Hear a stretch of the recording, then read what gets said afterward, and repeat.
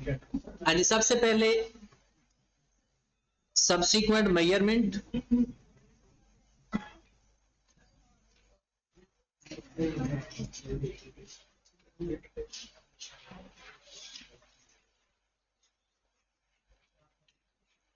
या इसको बोलते हैं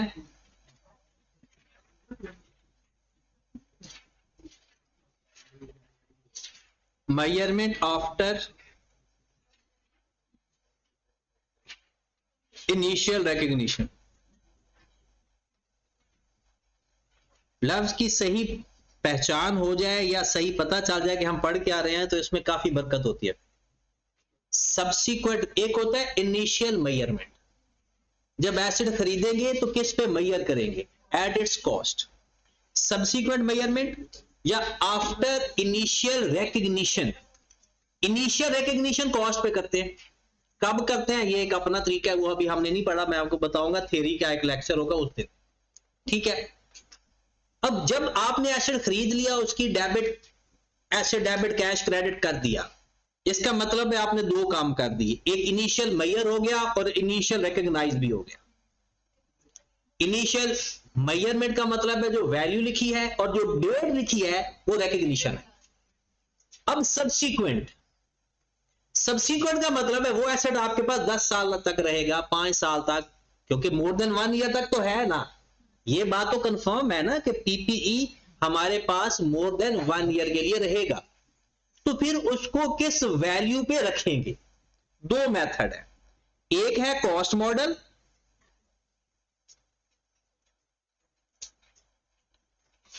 और एक है revaluation model.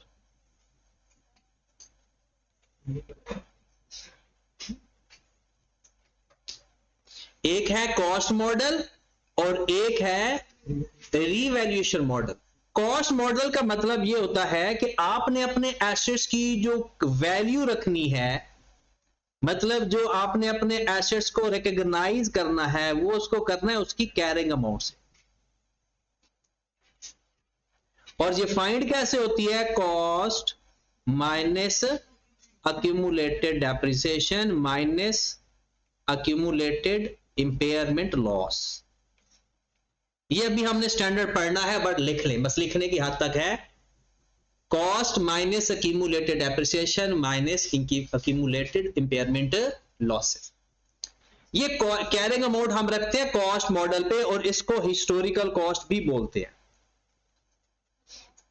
Historical cost base, cost minus accumulated depreciation. Revalued amount का मतलब क्या है, या रीवैल्यूएशन किसे कहते हैं, कहते हैं आप अपने एसेट्स को फेयर वैल्यू पे रखो। किस पे रखो,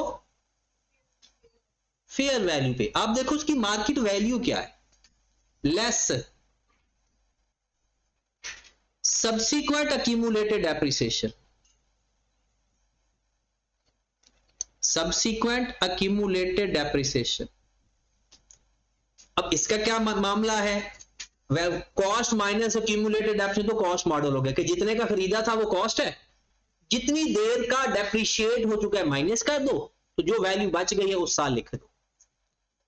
फेयर वैल्यू का क्या मतलब है, होता क्या है कि जब कभी कभी ऐसा होता है कि हमारे एसेट्स की ना मार्केट के अंदर वैल्यू चेंज हो जाती है। आपने गाड़ी खरीदी 10 लाख की, 2 साल बाद आपने जो गाड़ी खरीदी है उसमें मार्केट की वैल्यू इतनी ज्यादा बढ़ गई कि आपकी 2 साल पुरानी 10 लाख वाली गाड़ी आज भी 15 लाख के लिए बिक सकती है। तो इसका मतलब है ट्रू एंड फेयर व्यू तो ना हुआ, फिर रिलायबल तो ना हो। या आप अगर आप कह रहे हो 2 साल गाड़ी चलने के बाद 8 लाख की है, मार्केट में उसकी वैल्यू क्या चल रही है 15 लाख, तो वो स्टैंडर्ड कहता है आप उसको फेयर वैल्यू पे लिखो, मार्केट वैल्यू पे लिखो। लिखने के बाद अब उस मार्केट वैल्यू को डेप्रिशिएट करना शुरू कर दो, सब्सिक्वेंट अक्यूमुलेटेड डेप्रिसिएशन। मतलब 15 लाख का लिख लिया, अब उसको डेप्रिशिएट करना शुरू कर दो। अब पहले वाली डेप्रिसिएशन भूल जाओ, फेयर वैल्यू के बाद जो डेप्रिसिएशन आएगी उसको अक्यूमुलेट करना शुरू कर दो, minus subsequent accumulated impairment loss. Sorry, subsequent का मतलब क्या? Fair value. आपने 8 लाख की, जरा सुनिएगा, 8 लाख की आपने गाड़ी खरीदी थी, सॉरी 10 लाख की, ठीक है। अब आपके पास 2 साल गुजर गए, आपके हिसाब से गाड़ी डेप्रिशिएट होकर ना 9,20,000 की पड़ी हुई है, राइट? कितनी डेप्रिशिएट हो गया? 80,000। ये बात समझनी है। कोई लतीफा वगैरह एक दूसरे को सुनाना है तो पहले सुना लो, वरना मैंने इधर आकर जगह पड़ी हुई है, इधर बिठा लेना है। चीज को समझने टाइम में जाया किया करो। एक 10 लाख की गाड़ी थी, 80,000 की डेप्रिशिएट हो गई, बच कितने की? 9,20,000 की। मार्केट में आपने कहा कि ये गाड़ी जो मैंने 9,20 की लिखी हुई है बुक्स के अंदर, ये तो 15 लाख की चल रही है, मैं आज भी बेचूं तो 15 लाख की बिक जाएगी। तो स्टैंडर्ड कहता है ठीक है, तू उसको फेयर वैल्यू पे रख ले, 15 लाख। अब ये 15 लाख उसकी सारी जिंदगी तो वैल्यू नहीं रहेगी, फिर ये भी तो इस्तेमाल हो रही है ना। अब 15 लाख डेप्रिशिएट होना शुरू हो जाएगा। अगले साल आपने 15 लाख की डेप्ट ली, सपोज करते हैं 1.5 लाख आ गई। 1 साल, 2 साल गुजरे तो 3 लाख, 3 साल गुजरे तो 4.5 लाख। वो वैल्यू डेप्रिसिएशन सब्सिक्वेंट अक्यूमुलेटेड होगी। फेयर वैल्यू के बाद जो डेप्रिसिएशन आएगी हम उसको माइनस करेंगे, फिर इसे बोलते हैं subsequent accumulated depreciation. Fair value change होती रहेगी, चेंज कर देंगे। फेयर वैल्यू से जब फेयर वैल्यू चेंज करोगे ना, उससे जो पहले वाली डेप्रिसिएशन है ना वो खत्म हो जाएगी। पहले वाली डेप्रिसिएशन अक्यूमुलेटेड कैसे खत्म करेंगे? वो जर्नल एंट्रीज के साथ करेंगे। आपने फेयर वैल्यू के बाद उसके बाद वाली डेप्शन माइनस किया करनी है बुक वैल्यू फाइंड करने के। उससे जो पहले वाली है उसको आपने एक दफा क्लियर कर देना है। वो कैसे करना है वो अभी हमें सीखना है। एक एसेट है, उसकी फेयर वैल्यू चेंज ही हमारे ईयर एंड पे होती है। जहां मर्जी हो सारा सीखेंगे। ईयर एंड पे भी चेंज होगी, ईयर के दरमियान में चेंज होगी, ईयर के शुरू में चेंज होगी, 2 साल बाद चेंज होगी, 3 साल बाद चेंज होगी, सब सीखना है हमें। इसे बोलते हैं रीवैल्यूएशन मॉडल। आपने जब आपको लगा आपके एसेट की फेयर वैल्यू मार्केट के अंदर फ्लक्चुएट होती है, तो आप उसको फिर कॉस्ट मॉडल पे नहीं रखोगे, रीवैल्यूएशन मॉडल पे रखोगे। अब रीवैल्यूएशन मॉडल क्या कहता है? कहता है भाई ठीक है, तू नॉर्मल डेप्रिशिएट करता रहे, लेकिन जैसे ही आपको लगे कि आपके एसेट की फेयर वैल्यू चेंज हो गई है, आप चेंज कर दो। कॉस्ट मॉडल में ऐसी इजाजत नहीं। अगर आपने कॉस्ट मॉडल पे अपना एसेट रखा हुआ है, मार्केट में जो वैल्यू चल रही है आपने किस पे रखना है? कॉस्ट पे। हाँ, या तो आपको अपना मॉडल ही चेंज करना पड़ेगा। अगर आप चाहते हो ना फेयर वैल्यू पे लिखना है, फिर कॉस्ट मॉडल को छोड़ के कहां आना पड़ेगा? रीवैल्यूएशन मॉडल पे, फिर उसके साथ ये काम हो सकता है। तो रीवैल्यूएशन मॉडल क्या कहता है? आप अपने एसेट को हर दफा उसकी फेयर वैल्यू चेक कर लो, फेयर वैल्यू के बाद उसकी सब्सिक्वेंट अक्यूमुलेटेड डेप्शन। ये तो एक बेसिक चीज है, इसमें ज्यादा परेशान नहीं होना, ये तो एक इंट्रोडक्शन है इसका। कॉस्ट मॉडल में हम वैल्यू चेंज नहीं करते, डेप्रिशिएट करते जाते हैं। रीवैल्यूएशन मॉडल पे जब वैल्यू मार्केट में चेंज होगी चेंज कर देंगे, पिछला सारे गुना माफ, उसके बाद अक्यूमुलेटेड एक्शन लेना शुरू कर देंगे। नहीं, ऐसा नहीं होता। मार्केट में जो एसेट्स पड़े हुए ना, सब एसेट्स की वैल्यू चेंज नहीं होती। इन्फ्लेशन की वजह से थोड़ी बहुत चेंज होती है, सिग्निफिकेंट कोई चेंज नहीं आता। महंगाई, रेट ऑफ इंटरेस्ट वगैरह ये इस तरह का कोई मसला हो तो चेंज हो जाती है, लेकिन ये बहुत ज्यादा फ्लक्चुएट नहीं होती चीज। हाँ जी, बिस्मिल्लाह करते हैं जी। तो सबसे हम जा रहे हैं रीवैल्यूएशन मॉडल पे।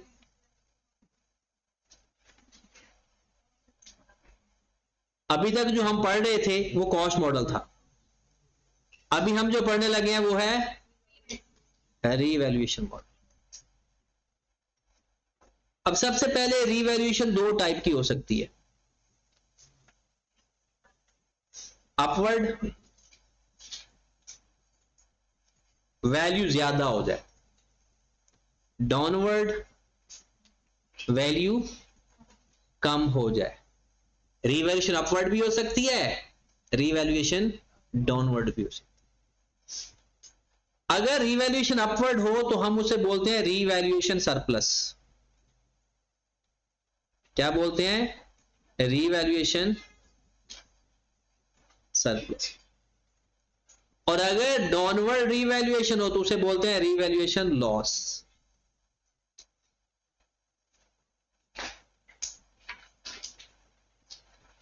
ये जो रीवैल्यूएशन सरप्लस है ये किधर जाएगा?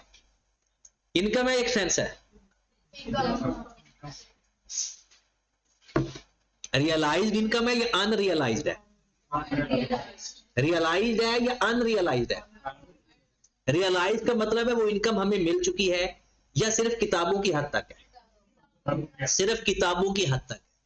मतलब क्यों? हमारे एसेट की वैल्यू बढ़ी है तो ठीक है, हमें कुछ किसी ने पैसे दिए, आपने कहा जी ये मेरा मोबाइल मैंने 10,000 का लिया था, आज कल 15,000 का हो गया, तो बेचोगे तो 15,000 मिलेंगे ना। जब तक आपके पास है बुक्स में आप 15,000 का कर दो, लेकिन एक्चुअल में आपको 5,000 तब मिलेगा जब उसे सेल करोगे। तो जब तक आपके पास है वो जो आपकी वैल्यू बढ़ गई है वो रियलाइज्ड प्रॉफिट नहीं है, वो क्या है? अनरियलाइज्ड। अनरियलाइज्ड उस प्रॉफिट को कहते हैं जो हमें मिल तो जाएगा कभी ना कभी कुछ ना कुछ करने के बाद, लेकिन स्टिल बुक्स की हद तक है, एक्चुअल में हमें प्रॉफिट नहीं। जैसे हमारे घर में, जिस घर में आप रहते हो सकता है वो आपके बाप ने या दादा ने या जड़दादा ने, हो सकता है कोई 50 लाख का खरीदा हो, इस टाइम उसकी 1.5 करोड़ वैल्यू, वो बेचोगे तो 1.5 करोड़ मिलेगा ना। बुक्स में आप लिख सकते हो मेरी 1.5 करोड़ का एसेट है, लेकिन किसी ने आपको ऊपर वाले पैसे दिए कि भाई इस पैसे पकड़, तेरा घर की वैल्यू बढ़ गई है। तो जब तक वो आपके पास है वो कौन सा कहलाएगा? अनरियलाइज्ड। क्या कहलाएगा? अनरियलाइज्ड। और अनरियलाइज्ड प्रॉफिट एसपीएल के अंदर नहीं जाता है। तो अब फायदा तो है और कहीं ना कहीं लिखना भी है, और ये भी कह दिया कि एसपीएल के अंदर नहीं जाता क्योंकि इनकम और एक्सपेंस तो जाते ही उधर है, इनकम और एक्सपेंस उधर ही जाते हैं। तो अब हम वहां लिखने की इजाजत नहीं है, तो कहां लिखेंगे? तो इसकी जगह है अदर कंप्रीहेंसिव इनकम, ओसीआई। याद होगा हमने एसओसीआई के 2 पार्ट पढ़े थे, एसपीएल, ओसीआई। तो याद है ना? पीआरसी क्लियर हो ना, क्वालिफाइड हो ना पीआरसी? हाँ जी, चलें जी। तो ओसीआई मतलब अदर कंप्रीहेंसिव इनकम। जो सरप्लस है वो अदर कंप्रीहेंसिव इनकम में जाता है, और जो लॉस है वो एसपीएल के अंदर जाता है, स्टेटमेंट ऑफ प्रॉफिट। आर अब कहेंगे सर ये तो 2 नंबरी है, ज्यादती है। मतलब रिवैल्यूएशन सरप्लस है तो उसको ओसीआई में ट्रीट किया जा रहा है, और जो रिवैल्यूएशन लॉस है उसको एसपीएल में ट्रीट किया जा रहा है। एक ही जगह के दोनों चीजें हैं, एक से ही चीजें जनरेट हो रही हैं, इनका डिफरेंस क्या है? जैसे बहन भाइयों में डिफरेंस नहीं होता कि बहन गलती कर ले तो खैर है, भाई गलती करता है तो फिर अब्बा जी को पता नहीं क्या हो जाता है। ठीक है, वो कहते हैं ना कि बहन को गलती करे ना तो अब्बा जान हीरो बन जाते हैं, और भाई गलती करे तो विलन बन जाते हैं। तो बिल्कुल ऐसा ही है कि ये बहन भाई ही हैं। अब इसके ऊपर ना बैकएंड पे लिखता नहीं है, ना ही लिखा हुआ है, ये मेरी अपनी ऑब्जर्वेशन है, कहीं ना कहीं प्रूडेंस कॉन्सेप्ट का मसला है। क्योंकि लॉस है तो उसको हमने मान लेना है, और अगर इनकम आ जाए तो तब तक नहीं लिख सकते जब तक रियलाइज ना हो जाए। तो इसलिए वो कहते हैं कि इसको ना साइड पे रख दो। हम कहते हैं लॉस को भी साइड पे रख दो, कहते हैं नहीं, assets and income can never be overstated. Assets and income can never be overstated. Liability and expenses can never be understated. कहते लॉस हो गया तो लिखो, प्रोविजन फॉर बैड डेट्स की एग्जांपल ले लो, डाउट है तो एक्सपेंस लिख लेते थे। तो इनकम वो कहता है अच्छा मैं इसे क्या करूं, ये फायदा तो मुझे हुआ है, वो कहते हैं हाँ ठीक है फायदा हुआ है, इसको फौरन इनकम में नहीं लिखना, बल्कि over the life of the asset थोड़ा थोड़ा करके रियलाइज कर लो, ओवर द लाइफ। और एसपीएल मतलब अगर लॉस आ गया है डायरेक्ट लॉस में लिखो, उसी साल के लॉस में लिखो, उसको ओवर द लाइफ आपने का काम नहीं करना। ये एक छोटा सा बेसिक सा इंट्रोडक्शन है कि अगर हमारे एसेट्स की वैल्यू ज्यादा होगी हम उसे क्या बोलेंगे? सरप्लस। और वो सरप्लस लिखना कहां पर है? ओसीआई में। और अगर हमारे एसेट की वैल्यू कम हुई है तो हमने क्या लिखना है, लॉस, और उस लॉस को कहां पर लिखना है, एचपीएल के अंदर। बात दिल को लग रही है ना क्यों लिखना है, क्योंकि वो सरप्लस है। प्रूडेंस कॉन्सेप्ट कहता है जो चीज आपको अभी तक रियलाइज ही नहीं हुई नहीं लिखना, लॉस हुआ है रियलाइज या नहीं हुआ वो लिख लेना, ठीक होगी बात। अब जब हम रीवैल्यू करेंगे हमारे पास फिर दो टाइप के एसेट्स हो जाते हैं। कुछ ऐसे एसेट्स होते हैं जो नॉन डेप्रिशिएबल होते हैं। लैंड, क्या लैंड रीवैल्यू नहीं होती, होती है। और कुछ ऐसे एसेट्स होते हैं जो डेप्रिशिएबल होते हैं, जैसे व्हीकल्स है, कोई प्लांट मशीनरी है, वो भी रीवैल्यूएशन पे आ सकते हैं। ये तो कंपनी की पॉलिसी है ना। तो हम देखते हैं कि अब हमारे पास रीवैल्यूएशन दो तरह से हम डील करेंगे। एक करेंगे नॉन डेप्रिशिएबल एसेट,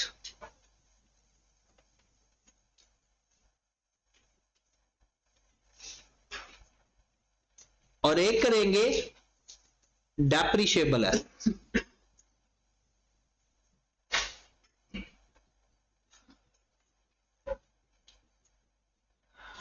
मतलब जो ऐसे डेप्रिशिएट हो रहे हैं उनकी रिवैल्यूएशन की ट्रीटमेंट अलग है, और जो डेप्रिशिएट नहीं होते, मतलब आपको पता है नॉन डेप्रिशिएबल एक ही बबर शेयर है,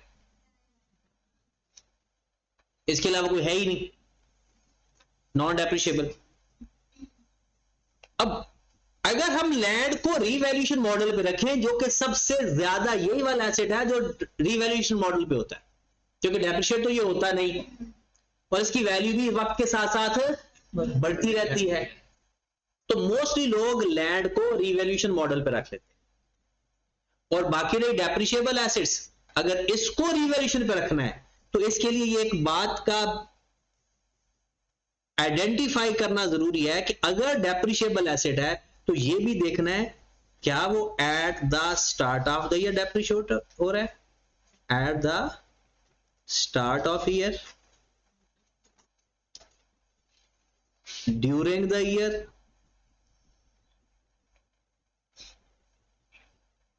एंड ऑफ द ईयर। ये आइडेंटिफाई करना बहुत जरूरी है कि आपका एसेट स्टार्ट में रीवैल्यू हो रहा है, साल के मिड में, मिड से मुराद साल के दौरान किसी डेट को हो रहा है, या एंड ऑफ द ईयर हो रहा है।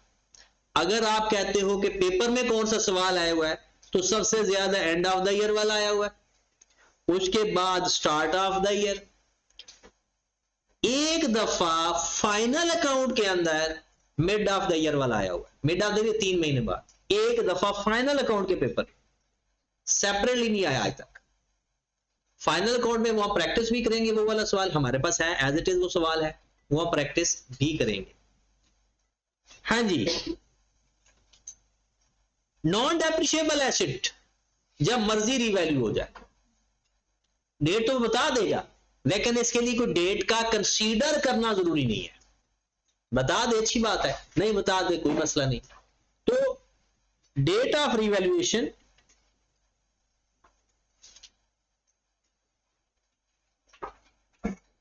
not important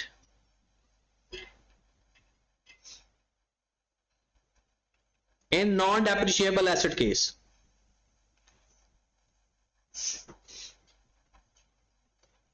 इंपॉर्टेंट नहीं है, ये नहीं कि आगे जाकर हमें डेट की जरूरत पड़े और हम लिखें ही ना। अगर डेट गिवन होगी तो लिख देंगे, नहीं गिवन होगी तो नहीं लिखेंगे। तो कब रीवैल्यू हो रहा है, साल के शुरू में हो, साल के एंड में हो। अच्छा, लैंड किस सूरत में डेप्रिशिएट होती है?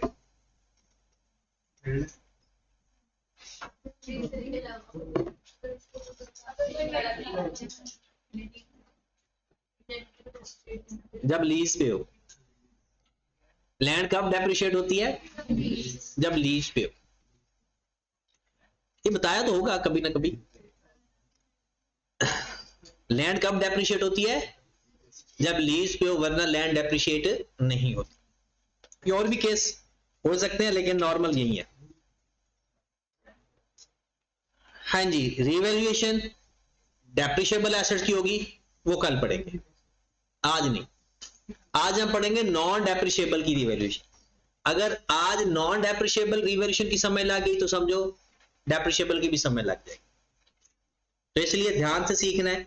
जो अभी का लेक्चर है पूरे रिवैल्यूएशन मॉडल में यही लेक्चर है, बेस यही है। हम एक लैंड खरीदते हैं सर, जी, लीज की हो गई कैसे? कैसे डेप्रिशिएट होगी? ऐसे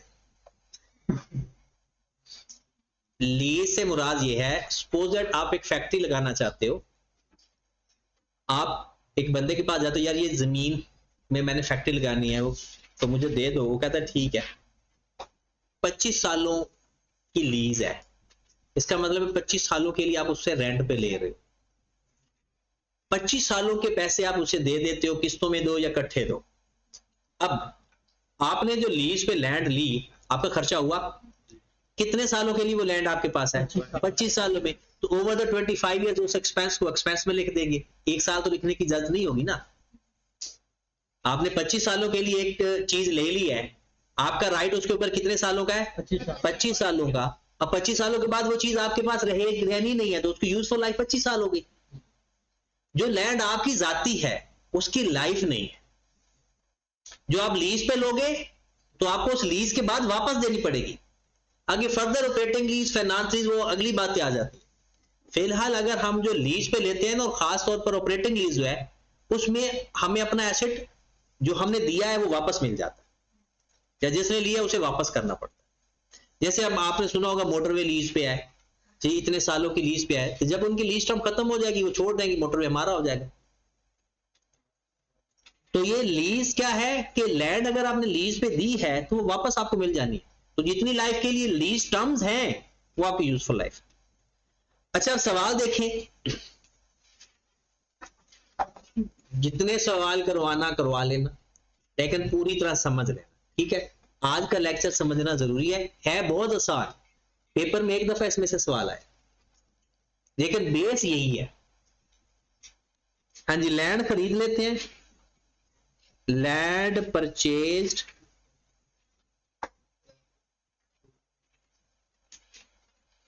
for ₹40 million at 1/1/2022. Land measured at revaluation model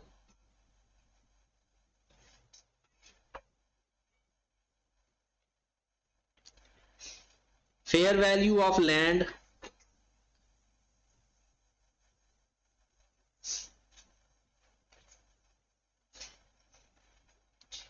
at 1/1/2023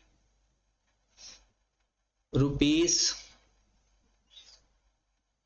45 million.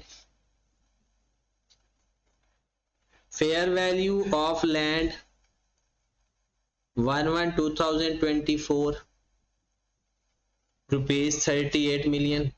ये भी समझाने के लिए मैं वैल्यू इतनी फ्लक्चुएट कर रहा हूं। 1/1/25 41 million, 1/1/26 43 million, 1/1/27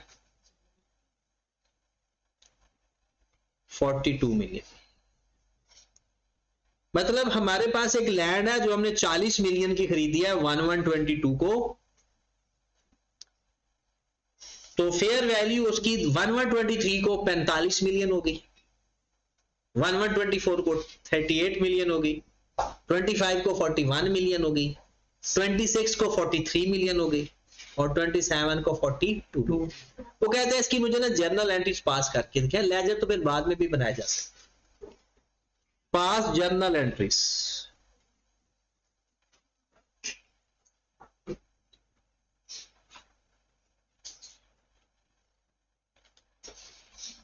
हमने इसकी जर्नल एंट्रीज पास करनी है। हाँ जी, जर्नल एंट्रीज फॉर्मेट तो आता ही है ना। सवाल लिख लीजिए, कोई सवाल लिख रहा है अभी सबने? अब हमने जर्नल एंट्रीज पास करनी है तो बस नाम लिखो, फिर यहां पर हम लिखते हैं कि जर्नल एंट्रीज या जर्नल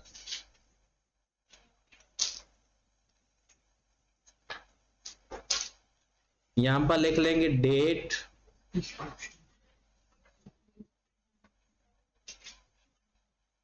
डिस्क्रिप्शन, डेबिट, क्रेडिट, और यहां पर लिख लेते हैं रुपीस,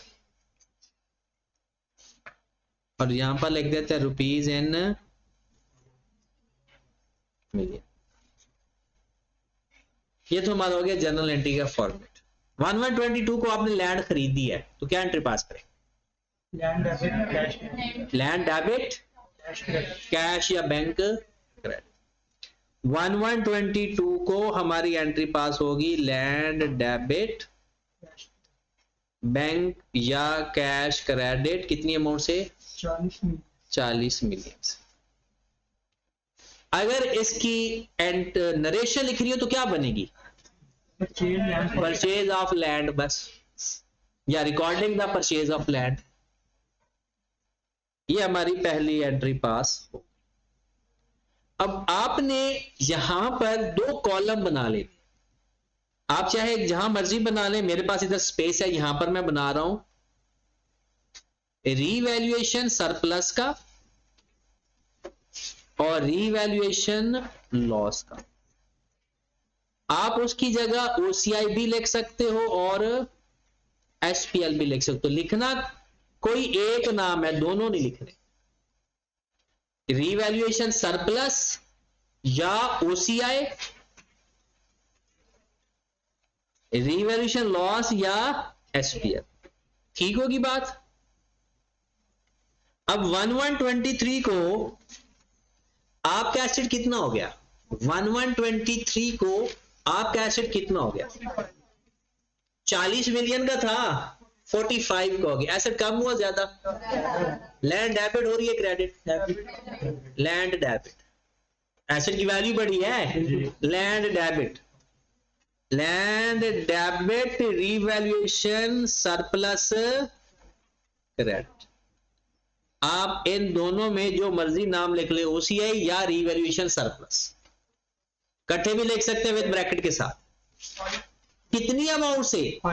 5 मिलियन से, क्योंकि आपके एसेट की वैल्यू 5 मिलियन बढ़ी है। आपके एसेट की वैल्यू 5 मिलियन बढ़ गई है। डन। यहां पर सरप्लस आया तो सरप्लस के नीचे लिख देना, लॉस आया तो लॉस के नीचे लिख देना।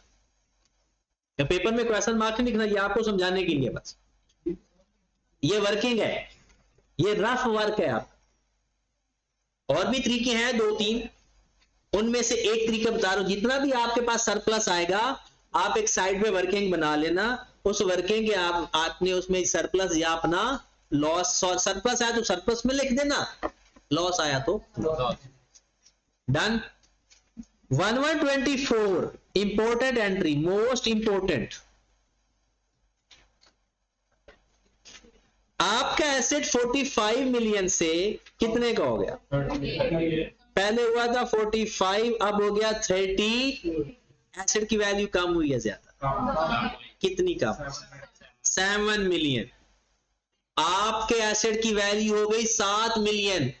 जाग रहे हैं सारे? 7 मिलियन लॉस है, सरप्लस है? लॉस है। हम 7 मिलियन का लॉस लिखने ही लगे कि हमें स्टैंडर्ड कहता कि अगर आपके पास पहले सरप्लस पड़ा हुआ है तो इसमें एडजस्ट करना।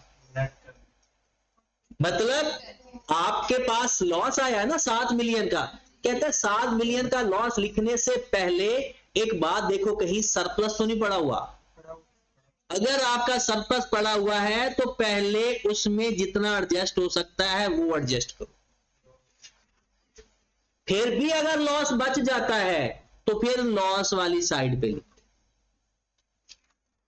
अब यही सारी कहानी है।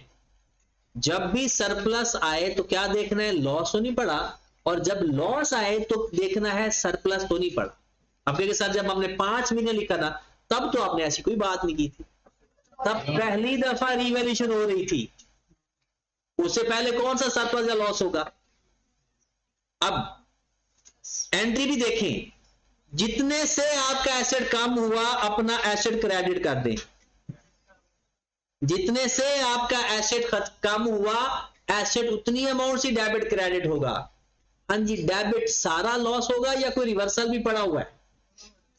जितना सरप्लस पड़ा हुआ है पहले वो रिवर्स करेंगे अपना वो जो OCI, और फिर जो बच जाएगा अगर बचा तो वो रिवैल्यूएशन 5 और 2। बस सारी कहानी इसी एंट्री के ऊपर, पूरे रिवैल्यूएशन मॉडल की कहानी इसी के ऊपर। लॉस तो डेबिट होता है, वो तो डेबिट किया है। Revaluation loss, revaluation surplus, revaluation ये रिवर्स नहीं है, ये क्या लिखा हुआ है, रिवैल्यूएशन सरप्लस और रिवैल्यूएशन लॉस। ठीक होगी बात। दोबारा बताने लगा, जब भी आपके पास पहले ऑलरेडी कोई सरप्लस या लॉस पड़ा हो, आपको नया सरप्लस या लॉस आए, आपको आया था 7 मिलियन का सरप्लस, आपने 7 मिलियन का लॉस लिखते वक्त क्या देखना है, अगर सरप्लस पड़ा है तो उसमें एडजस्ट कर, एडजस्ट करके जितना एडजस्ट सारा एडजस्ट हो जाता तो लॉस लिखते ही ना, पहले वो खत्म करेंगे फिर उसके बाद आगे बढ़े। अगली बात, अब आपकी बुक्स में सरप्लस पड़ा हुआ है या लॉस पड़ा हुआ है, 2 मिलियन का।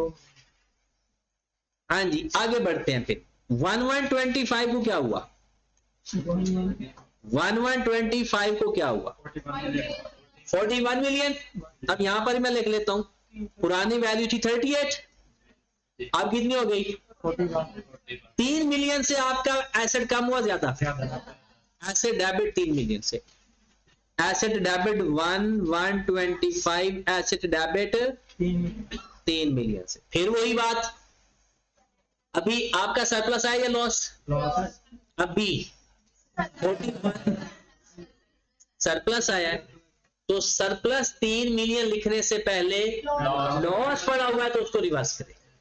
तो लॉस कितना है 2 खत्म, माइनस, और सरप्लस कितना आ गया, और इस तरह से लिखेंगे जितनी भी वैल्यू चेंज होगी ऐसे डेबिट क्रेडिट उस वैल्यू से होगा, और उसका फिर अगर कुछ नहीं पड़ा हुआ तो लॉस आया तो लॉस लिख देंगे, सरप्लस आया तो सरप्लस लिख देंगे। बट अगर अपोजिट कोई चीज पड़ी है तो पहले उसको एडजस्ट करेंगे। तो रिवैल्यूएशन लॉस SPL को पहले रिवर्स किया 2 मिलियन से, और फिर आपके पास आया रिवैल्यूएशन सरप्लस OCI 1 मिलियन से, ये आपकी एंट्री पास हुई। अभी मजे खत्म नहीं हुए, अभी शुरू हुए। अभी तो हमने ये देखा सरप्लस पड़ा था, लॉस आ गया, लॉस पड़ा था सरप्लस आ गया, उसको एडजस्ट किया। अब हमारा करंट स्टेटस क्या है भला, एक का सरप्लस पड़ा। 1126 को हमारा एसेट 43 वाला 41 वाला 43 का हो गया, 2 का सरप्लस आ गया, ये लॉस है, सरप्लस है, और पहले भी सरप्लस पड़ा। अब सिंपल सरप्लस की एंट्री पास कर देंगे, नए वाले की, अपने सरप्लस की। एडजस्टमेंट कब होगी, जब कोई दुश्मन पड़ा। अगर आपकी फैमिली का है तो सिंपल उसकी एंट्री पास करो जो एंट्री आ रही है। आपके पास पहले 1 का सरप्लस पड़ा था, 2 और आ गया, तो टोटल कितना सरप्लस हो गया।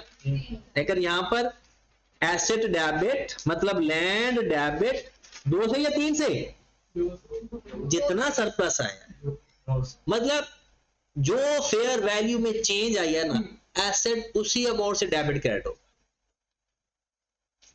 41 से 43 हुआ था, 41 से 43 हुआ था, तो एसेट लैंड डेबिट 2 मिलियन से, क्या लॉस पड़ा हुआ है या नहीं, अगर नहीं पड़ा हुआ तो रीवैल्यूएशन OCI कितनी अमाउंट से, 2 मिलियन।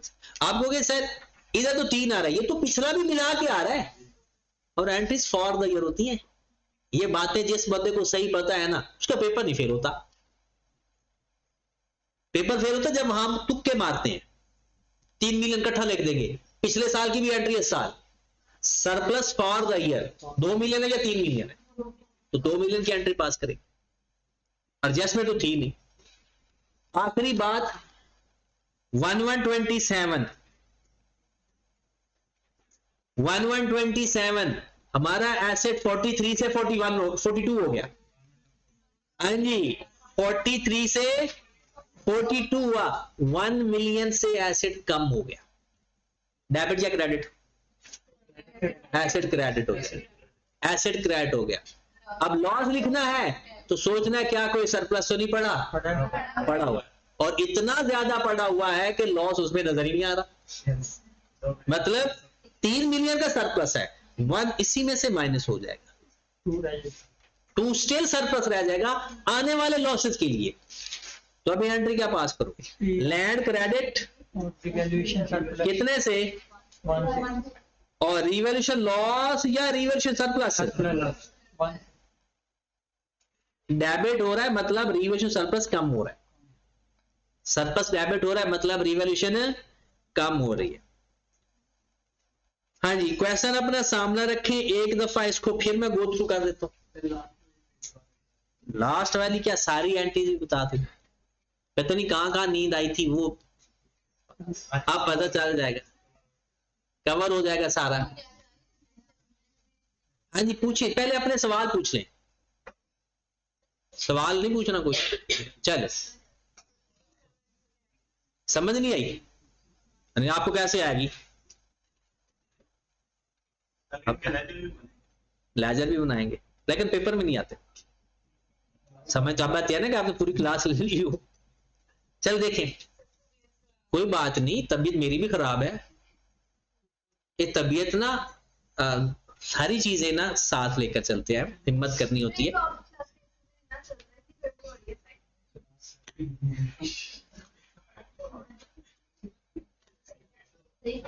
वो भी ऐसी चल रहा है।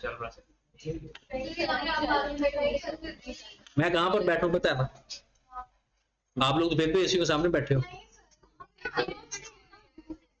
अच्छा चलिए अभी तो पढ़ते हैं, तो बाद में इनसे पूछते हैं क्या मसला है। ठीक, अभी तो क्लास तो लेना, फिर बाद में देखते हैं। वैसे नहाकर भी आया करो। चलिए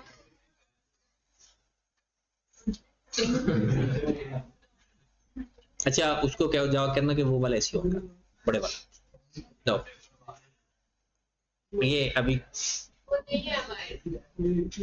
अच्छा आप उन्हें कहने गई थी, ढूंढने गई थी, ढूंढ के क्या कहना। चलिए वापस आ जाओ, इस सवाल को थोड़ा आप भी देखो जरा, जहां पे भी मसला है उसको फिगर आउट करना है। सबसे पहले हमने एसेट खरीदा 40 मिलियन का, एंट्री पास कर दी, लैंड डेबिट बैंक क्रेडिट, इसको टिक कर दूं? ये सब ओके है, सवाल भी लिखा हुआ है ना सबने। ये हमारे एसेट्स की डिफरेंट सालों पे फेयर वैल्यू है, डिफरेंट सालों पे फेयर वैल्यू है कि ये एक 23 को 1124 को 1125 26 27, ये तो लिख लो ना साइड पे कहीं, ताकि मैं बार बार यहां पर। अब आपके पास एसेट 40 मिलियन का आपने रिकॉर्ड किया था, अब हो गया 45 मिलियन का। बड़ा आसान तरीका बताने लगा हूं, एसेट बढ़ गया, लैंड डेबिट कम हो गया, क्रेडिट बढ़ गया, जितनी अमाउंट से बढ़ा उतनी अमाउंट से लैंड आपने कर दी डेबिट, बढ़ गया तो सरप्लस आया। हमने दो बातें सोचनी, पहले लॉस तो नहीं पड़ा, अगर लॉस पड़ा है तो एडजस्ट करना है, नहीं पड़ा तो सरप्लस लिख दो फिर। तो लैंड डेबिट रीवैल्यूएशन सरप्लस, और अपने यहां पर ये सिर्फ ये डायरेक्ट भी हो सकता है, और भी तरीके हैं, मैं आपको ना ऐसे तरीके से पढ़ा रहा हूं कि जिसमें हम हर जगह पर इस चीज को ना यूज कर ले। यहां पर हम थोड़ा टाइम सेव कर ले, अगले सवालों पे ज्यादा टाइम लगे, बेहतर है यहां आसान जगह पर टाइम लगा देते हैं। हाँ जी, उसके ये बात हमें लग गई कि हमारा एसेट बढ़ गया तो लैंड डेबिट, और उसको क्या बोला हमने, रीवैल्यूएशन सरप्लस। ये हमारा 5 मिलियन का सरप्लस हमने साइड पे लिख दिया कि ये हमारा सरप्लस आया है 2023। अब चले गए 2024 में। 2024 में गए 45 मिलियन वाला एसेट हमारा हो गया 38 मिलियन। एसेट कम हुआ, लैंड क्रेडिट डन। एसेट कम हुआ, 45 से 38 हुआ लैंड क्रेडिट। अब हमें 7 मिलियन का लॉस भी हुआ, 7 मिलियन का लॉस भी हुआ। तो स्टैंडर्ड हमें यह कहता है कि जब भी आपको सरप्लस या लॉस हो, अगर अपोजिट नेचर की कोई चीज पड़ी हो, पहले उसमें एडजस्ट करना। आपको 7 मिलियन का लॉस हुआ बट 5 मिलियन का सरप्लस भी पड़ा है, कहते हैं वो जो आपको फायदा है ना, पहले उसमें एडजस्टमेंट करो। पहले जो फायदा है पहले उसमें एडजस्टमेंट करो। तो हमने पहले 5 मिलियन यहां एडजस्ट किया और 2 मिलियन को किसके हेडिंग के नीचे लिख दिया, हो गया पूरा 7। अगर लॉस ना पड़ा होता, सॉरी सरप्लस ना पड़ा होता, सारा ही लॉस लिख देते। अब क्या एंट्री पास की, पहले सरप्लस डेबिट किया, फिर जो बचा लॉस लिखा, हो गया 7 मिलियन पूरा। ऐसा हवा चेक कर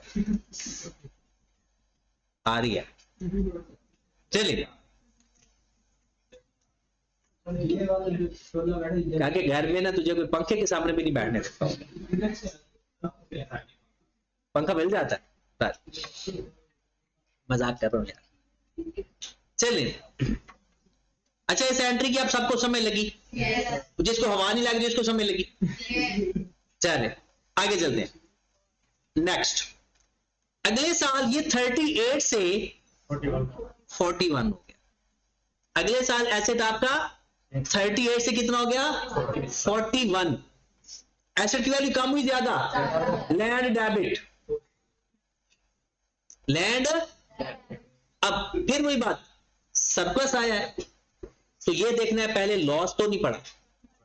2 मिलियन का लॉस पड़ा हुआ है, पहले वो रिवर्स किया, फिर जो चीज बच गई फिर।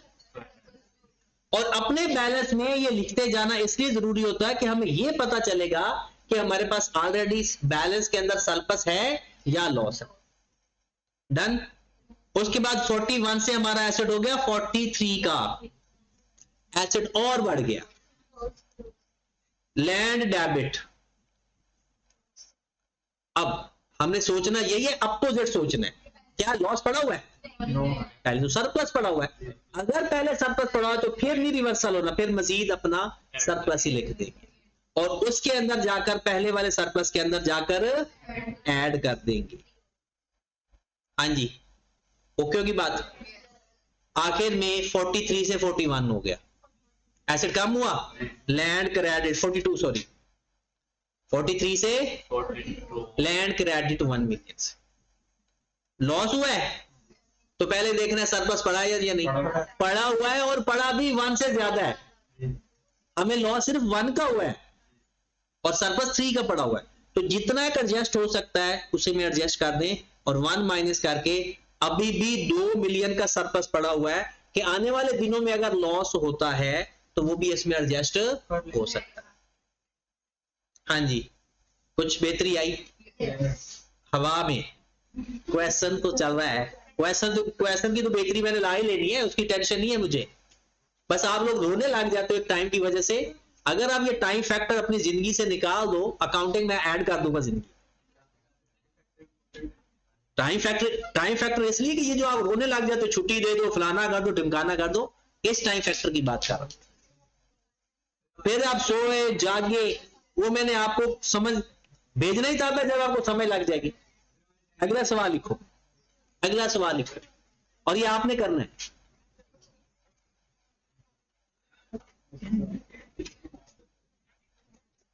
Balance of cost of land at 1/1/2021 rupees 60 million. Fair value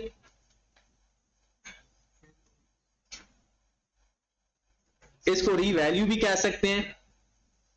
fair value of land at 31 December 21, rupees 58 million. Fair value of land at December 22,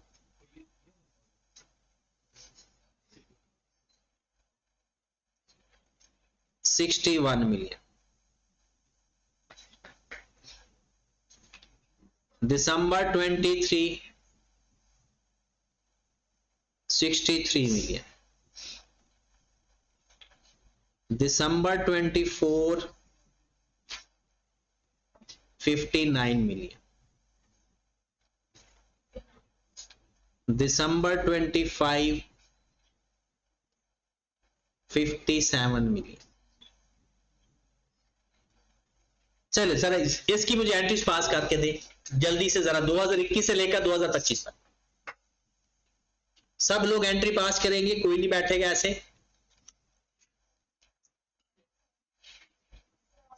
वो बोर्ड की जगह भी खाली है लिखने के लिए, वहां पर भी हम प्रैक्टिस करेंगे।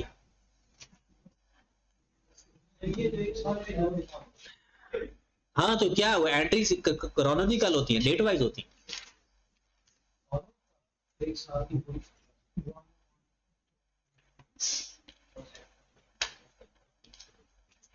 जो ट्रांजैक्शन ड्यूरिंग द ईयर होती है उसकी एंट्री पास कर देते हैं।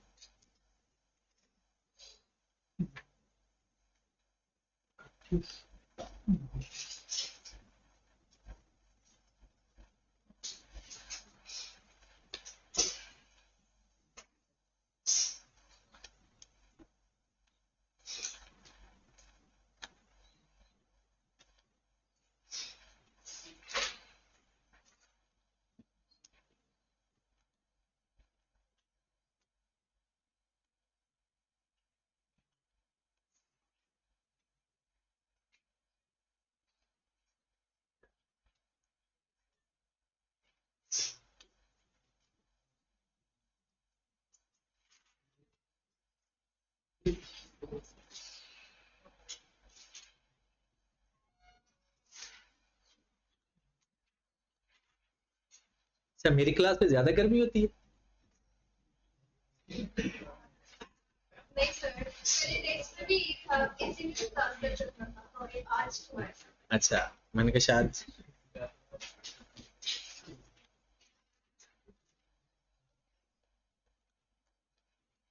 हो गया।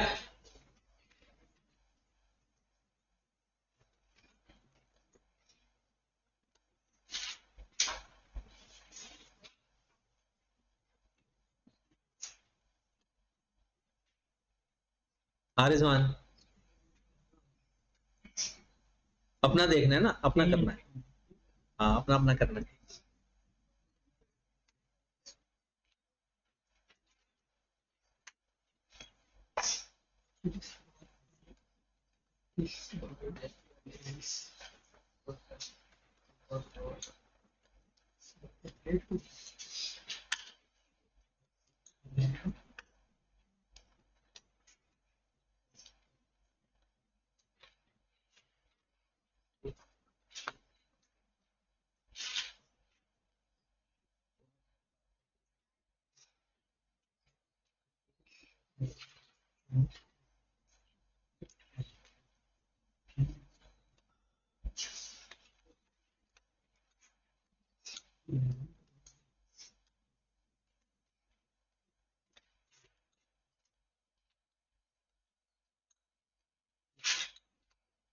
हो गया।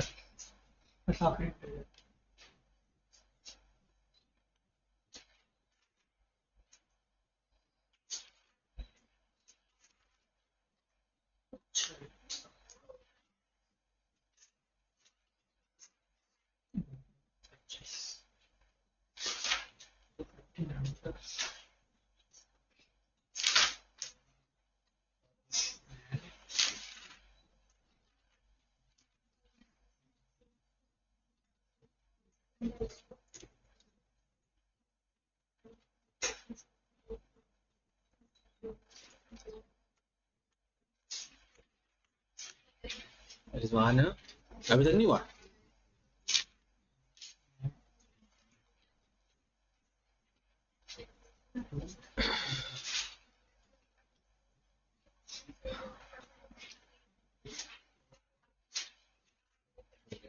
हो गया? चलिए इसको मैच करें जरा अपने अपने सवाल को। सबसे पहले 1121 की कोई एंट्री पास नहीं होगी, क्योंकि that is a balance of cost not purchase of land. तो जो बैलेंस होता है इसका मतलब वो पहले की खरीदी हुई कोई लैंड है। ये ट्रांजैक्शन को बड़े ध्यान से पेपर में भी देखते हैं। इसमें क्या लिखा हुआ है? Balance of cost of land. Balance का क्या मतलब होता है? पहले से अवेलेबल है कोई लैंड, ये खरीदी नहीं गई, तो इसका मतलब है इसकी कोई एंट्री पास। हाँ, साल के एंड पे इसको रीवैल्यू किया है। अब इसकी एंट्री हम बना लेते हैं 31 दिसंबर 21।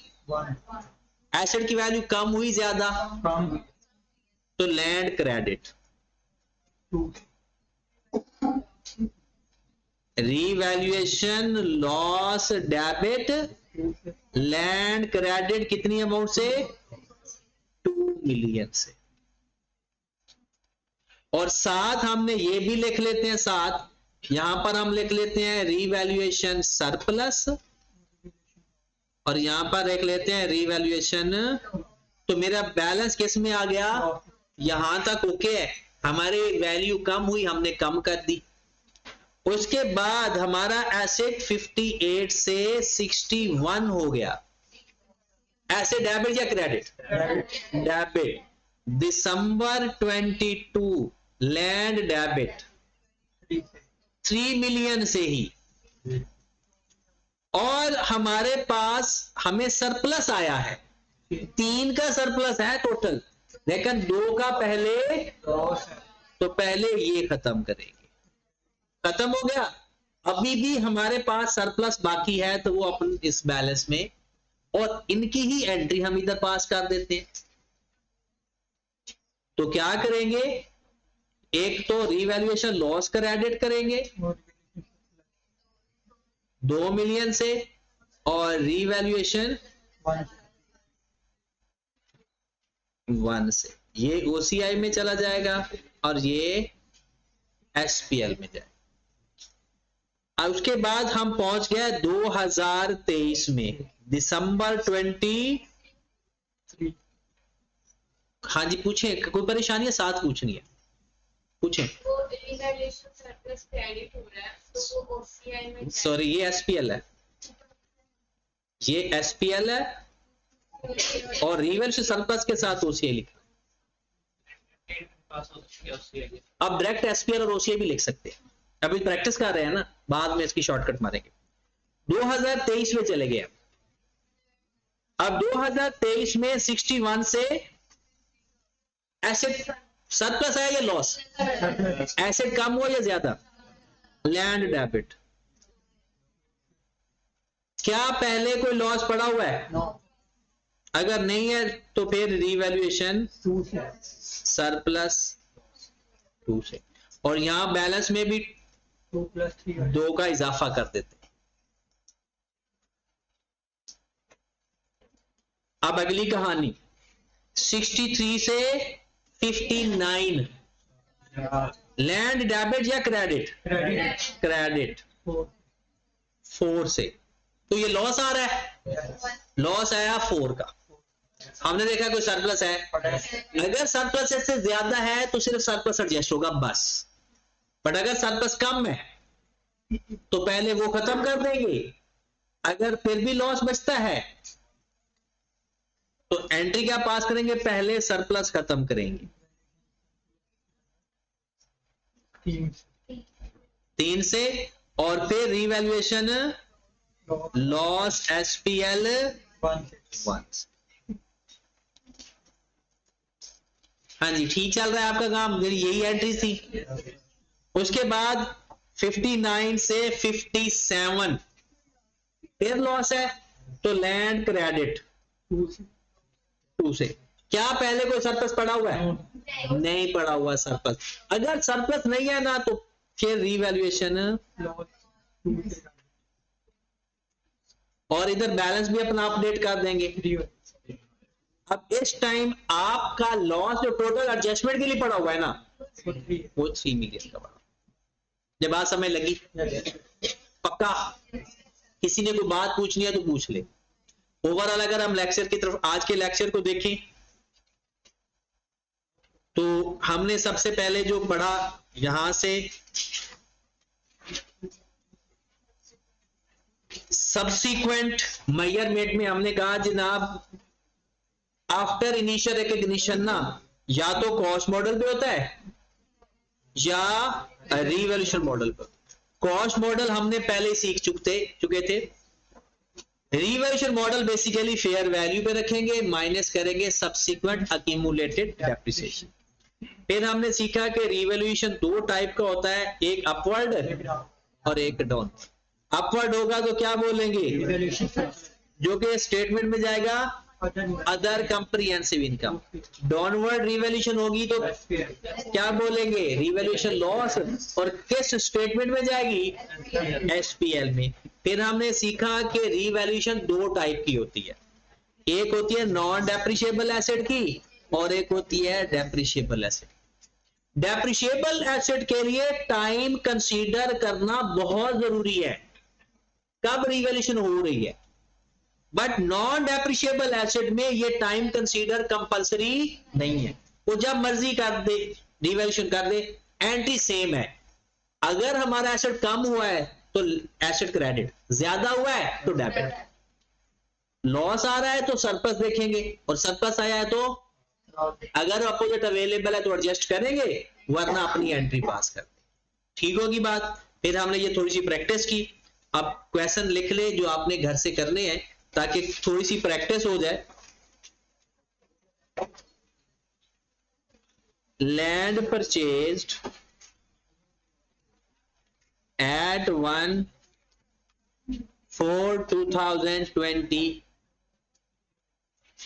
rupees 70 million,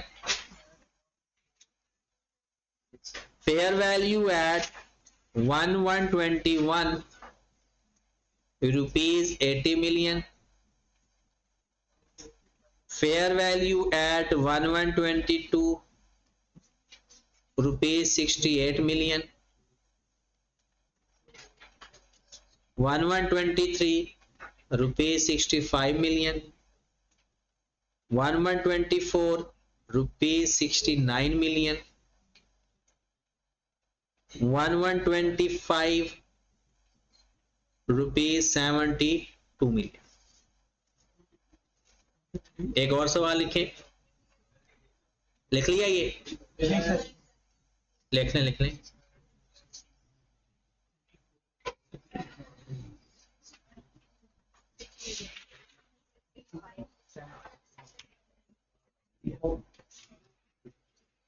done. चलिए अगला सवाल लिखें।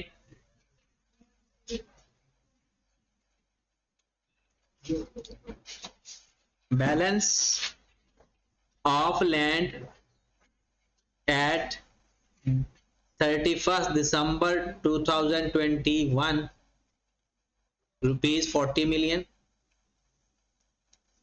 fair value